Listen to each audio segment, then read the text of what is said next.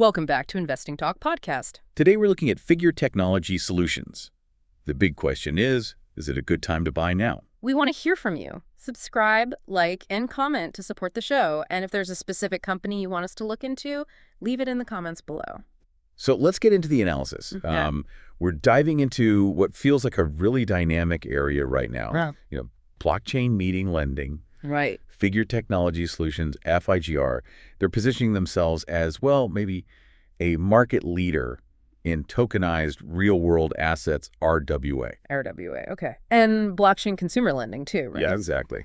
So when we talk about tokenized RWA, let's make that a bit more concrete for people listening. Yeah, good idea. This isn't just like crypto speculation, is it? No, not at all. This is about taking huge, tangible assets, like mortgages, home equity loans. Real stuff. Real stuff, yeah. And turning them into digital tokens on a blockchain. The idea is speed efficiency, where traditional finance can be really slow, kind of bottlenecked. So they're using decentralized tech to streamline old-school finance products. Sounds ambitious.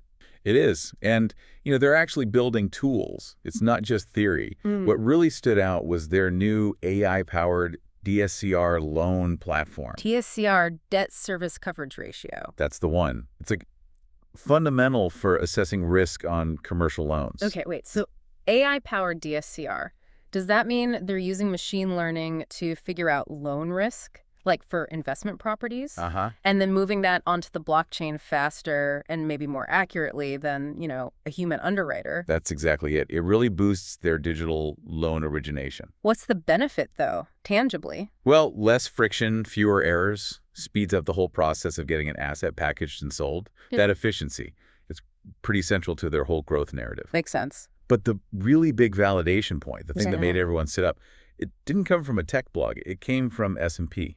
Okay. This is where it gets really interesting. S&P gave their recent securitization a AAA rating. AAA. Yeah. That's massive. Highest possible rating. And it's the first time for, a truly blockchain-native financial product, right? First time. This isn't just good PR.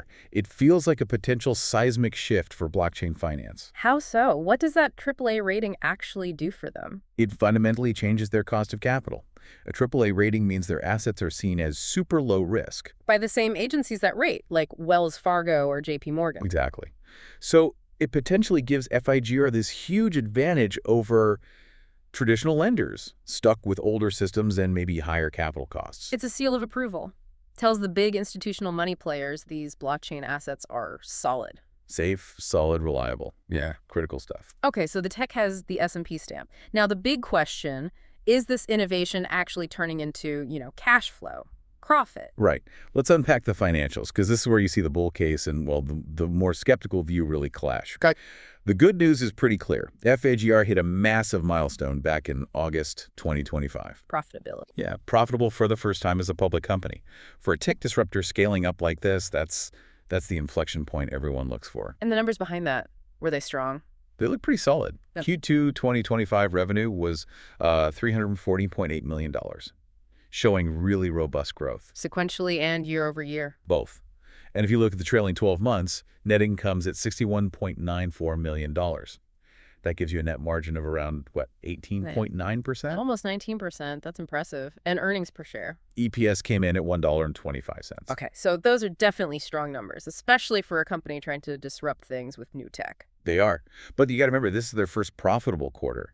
Can they keep that nearly 19% margin going as they try to scale exponentially? Yeah. That's the million-dollar question, isn't it? Or maybe the billion-dollar question here. It's the question the market's wrestling with right now. Yeah. And it leads us straight into the main conflict, the valuation debate. Right. Because even with that growth, that profitability milestone, the stock's got a pretty steep price-to-sales ratio, PS of 29.2x. Yeah, 29.2x is, well, it's pretty rich, especially for anything related to lending. Even if it's tech-enabled, it's way above its peers. So the risk is that multiple just can't be sustained. That's the core risk, yeah. Yeah. A multiple like that implies the market's already baked in, like perfect execution and super fast growth for years out. Flawless execution. No room for error. Pretty much. And if you look at traditional valuation models, specifically discounted cash flow DCF, some models suggest the stock might actually be significantly overvalued based on current fundamentals. That 29.2x PS is definitely a sky-high hurdle to clear consistently. It is. But And here's where it gets complex. There's a bullish counterpoint using a different metric. Okay. The PEG ratio, price earnings divided by growth, it's sitting at just 0.50. 0.5, that's low. Usually anything under 1.0 is considered potentially undervalued relative to growth expectations. Exactly. That's the ultimate bull signal here. It suggests that FIGR's expected earnings growth, that profitability we just talked about kicking in, might actually be undervalued by the market right now. Okay, so wait. You've got two key metrics sending completely different signals. Wildly different, yeah. PS says growth bubble, trading on hype. Right. But the PEG ratio says, hold on, the earnings acceleration might not be fully priced in yet. Precisely. So you, the listener, you're essentially betting on which metric tells the truer story right now. The current sales multiple or that implied future earnings path. Which makes the near-term catalysts absolutely critical. The market needs proof, like right now, that the momentum's real and that 29x sales isn't just a temporary fantasy. Couldn't agree more. And the biggest event coming up is the Q3 2025 earnings report, scheduled for November 13th or maybe the 19th. That feels like a make-or-break moment. It really does. This report isn't just about beating estimates. It's pivotal for justifying that high valuation. They need to show that the new AI platform is really driving the revenue needed. And if they disappoint? Oof. If they disappoint, that stock could get hit hard. Very hard. Okay, so Q3 earnings is huge. What else is on the radar in the next, say, 3 months? Well, there are some broader market things to watch. Around December 1st, there's a major ETF rebalance period. Potential inclusion in fintech ETFs? Could be. If FIGR gets added to more of those, it creates automatic buying, boosts liquidity, a nice passive tailwind. Okay, and then after the new year? Around January 7th, we get the institutional bias window opening up. That's when the 13F filings start showing up. So we see if the big funds, the major institutions, started buying in Q4. Exactly. It's a signal of whether mainstream money is getting serious conviction here for the longer term. Got it. And then there are always the rumors, right? The speculative stuff. Oh, yeah. Especially with a high-growth, high-beta stock like this.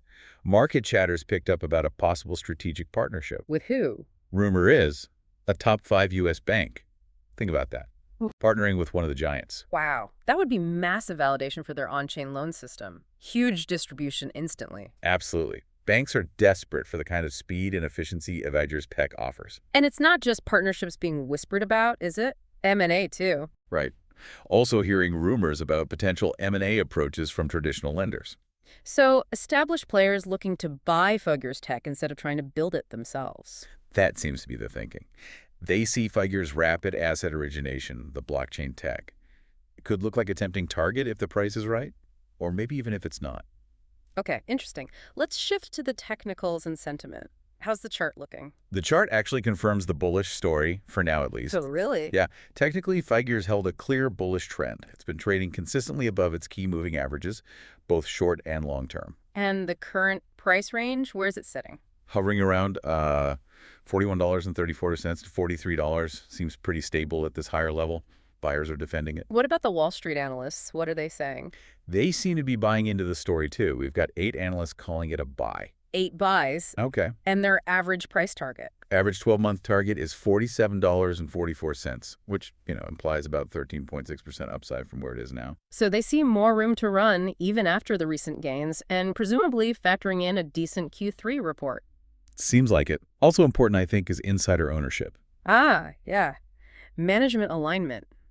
What's that look like? It's high, 23.15%. That's a significant stake. 23%. Wow. So management definitely has skin in the game. They're eating their own cooking, as they say. Very much so. Strongly aligned with shareholders. They've got every reason to execute perfectly. Okay, good sign.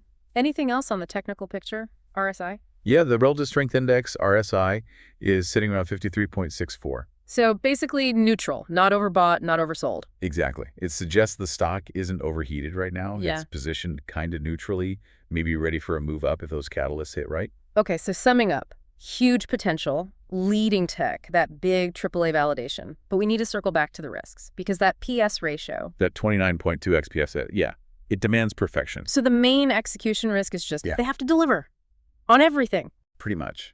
That high valuation hangs entirely on them nailing new product launches like the AI platform and actually landing those big rumored partnerships, especially that top 5 bank one. Zero margin for error. If they stumble on growth targets, the pullback could be nasty. Swift and painful, yeah.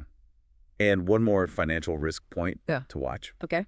Their net cash position is actually negative, about negative $126.5 million. Negative net cash.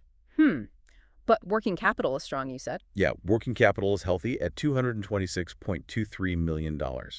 So they have flexibility for day-to-day operations and growth. But the negative net cash means they're relying on generating cash quickly or maybe future financing to keep expanding. Right. That leverage is something you definitely need to keep an eye on as they scale, especially if they go global. So this is definitely a high-stakes situation right now. You're essentially betting their tech edge in RWA and AI lending is strong enough to disrupt traditional finance fast enough to earn that premium valuation. Absolutely. FIGR is a classic high-growth, high-risk trade, a really fascinating mix of tech and finance. Upcoming Q3 earnings report, it feels like the immediate make or break moment, the ultimate test. It'll show if the company can really turn all this innovation and leadership into the kind of sustained exponential growth needed to justify that premium PS ratio. So the question for you, the listener, is, do you believe the future of lending really is being built on the blockchain right now? And is FIGR the one to capture that value first?